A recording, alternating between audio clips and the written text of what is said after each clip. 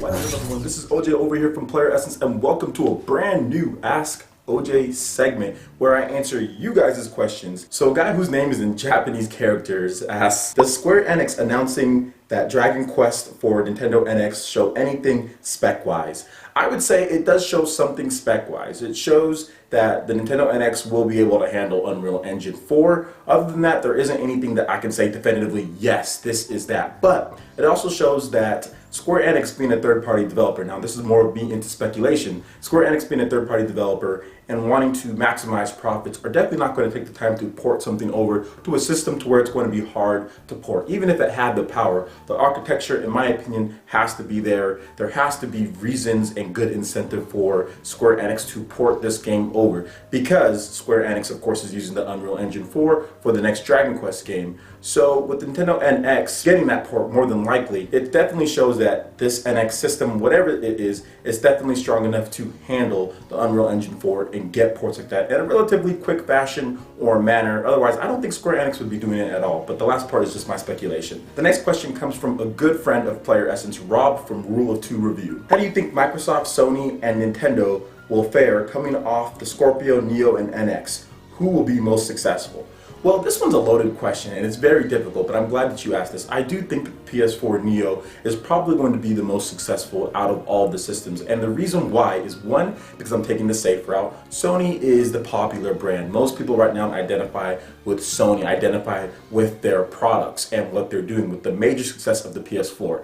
If Sony can market it correctly, which I think that they're doing, and if they can channel that into providing consumers with enough reason to purchase the PS4 Neo over the other two systems, which they've done that with the PS4 as far as the other systems go, then they're going to be successful. And I think that's probably what's going to happen. Now, I could be 100% wrong. Who knows on this one? Now, the only thing that I'm worried about when it comes to Scorpio is the fact that it's going to be super, super powerful. I want to know the price of it. Is it going to be more expensive than the Neo? The rumors are saying that the Neo is coming out this holiday. So by the time the Scorpio comes out next year, the Neo could theoretically get another price drop. So we have to wait and see on price. Now, with Nintendo, they're the wild card because we still don't know 100% what they're actually even going to do and what's going to happen with this system. Now, we all have our own theories. There's plenty of rumors out there. But until we get any more like solid concrete details, it's hard to see where Nintendo's going to fit. Now, I will say this though, if Nintendo has third-party support, which I think that they're going to get, and if Nintendo brings the awesome first-party game, doesn't really focus on the mini-game collections, platformers, and kind of dig into the well a little bit more, reinvent some of their franchises like Golden Sun, Eternal Darkness, Metroid Prime, in addition to getting everything else, Nintendo could definitely be at the top of that pack, but we just have to wait and see on that one. And the last question comes from Video Game Faces. If you were working at Nintendo, what position would you want?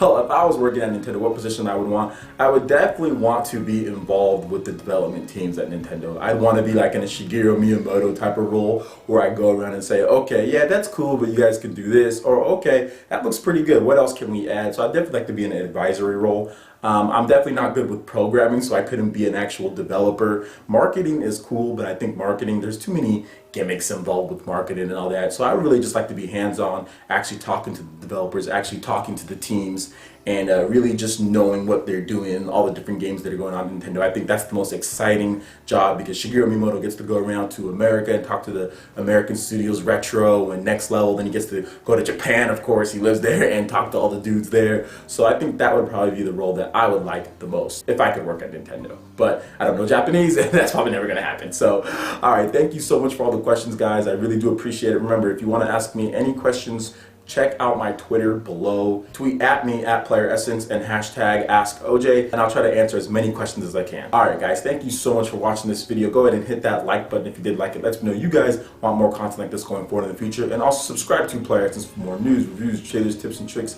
and everything in gaming. Check out the description below. Follow us on Facebook and our Twitter, just so you can stay updated on all the latest gaming news and of course exclusive content that we have for our social media sites. Thanks so much for watching, and we'll see you for the next video. Peace.